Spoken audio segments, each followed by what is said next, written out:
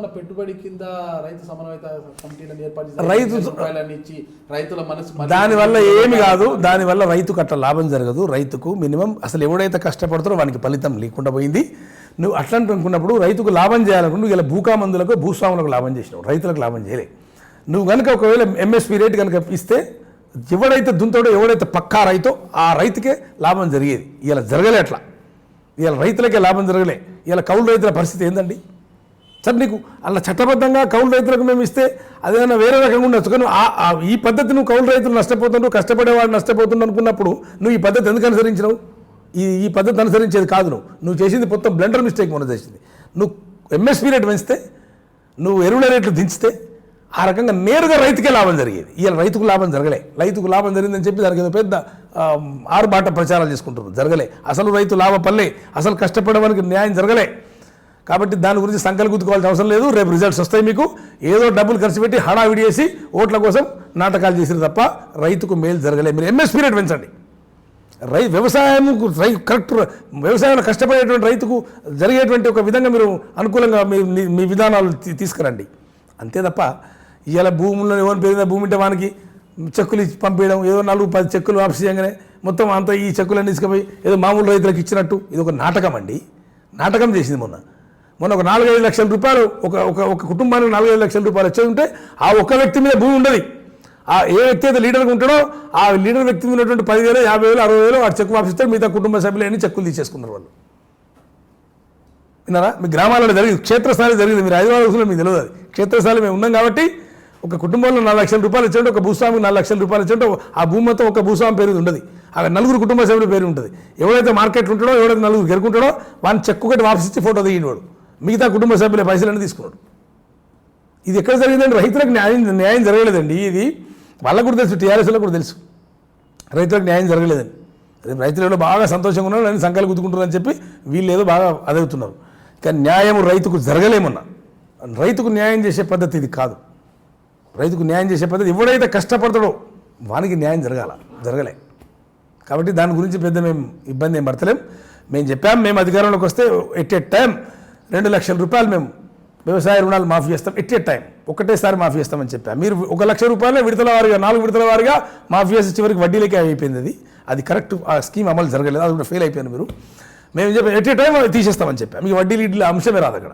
మేము పక్కాగా మేము రైతులకు హామీ ఇచ్చాం.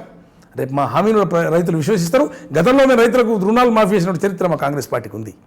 డెఫినెట్గా రేపు ప్రజలు మమ్మల్ని నమ్ముతారు, ప్రజలు మాకు ఓట్లేస్తారు, మా ప్రభుత్వం వస్తుంది, సందేహం లేదు. వచ్చిన మేము ప్రజలకు ఏం చెప్పినామో, ఏ కమిట్మెంట్స్ ఇచ్చినామో ఆ కమిట్మెంట్ అన్ని ఫుల్ఫిల్ చేస్తాం. గతంలో కూడా చేసినాం మేము మేజర్ ఫుల్ఫిల్ చేయాల్సి ఉన్నాయో అన్ని ప్రజలకు చేయాల్సిన మొత్తం చేసినాం. మేమేం తక్కువ చేసినామండి. ఇలా ఆరోగ్యశ్రీ చేసినాం, 108 మేము పెట్టింది మేమే. ఇలా ఎంతమంది ప్రజలు ఉపయోగపడుతుంది. ఆ పథకాలను నీరు కాస్తున్నారు. అసలు మొత్తం జలయజ్ఞం అని పెట్టి మేము బ్రహ్మాండమైనటువంటి ఒక బృహత్తరమైన పథకాలు మేము ముందు తీసుకొచ్చింది మేమే కదా. రాజశేఖర గారి హయాంలోనే కదా. ప్రాజెక్టులు కట్టలేదా మేము? మా ప్రాజెక్టులోనే కదా మీరు నీళ్ళు నింపేది. ఇలా మేము తవ్విన కాలువలకే నీళ్ళు తెచ్చి, గోదావరి నీళ్ళు తెచ్చి మీరు నింపేది.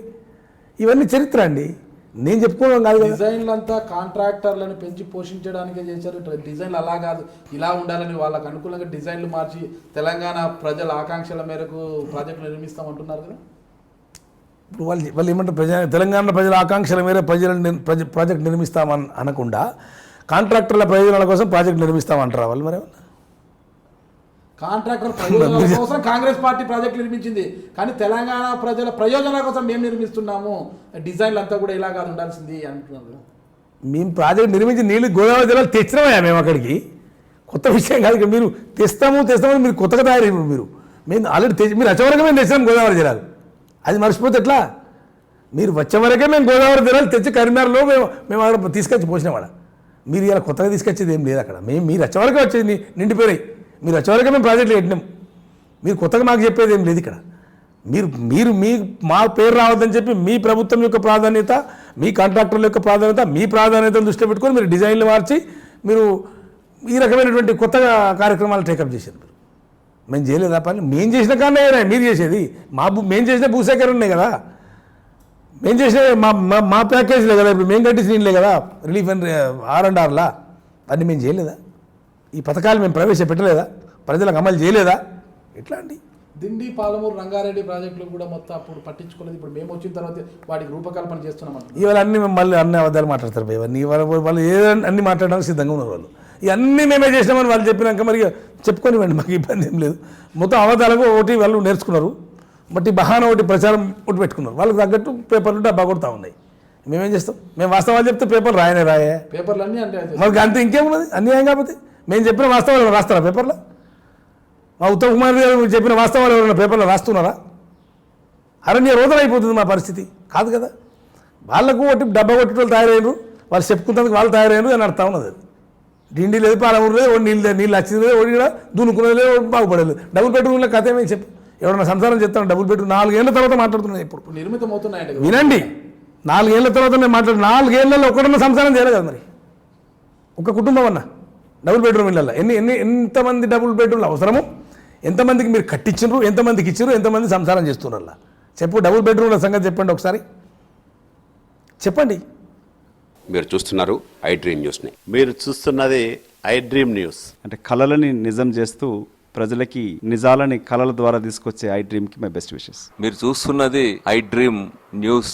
మీరు చూస్తున్నారు I dream channel. For more videos, please subscribe iDream. మరిన్ని వీడియోల కోసం ఐ డ్రీమ్ని సబ్స్క్రైబ్ చేయండి. Please subscribe I dream. And I'm very much satisfied with the way interview went on. Kindly subscribe to iDream. For more videos, subscribe to iDream. And loads of fun entertainment and content. Do watch iDream.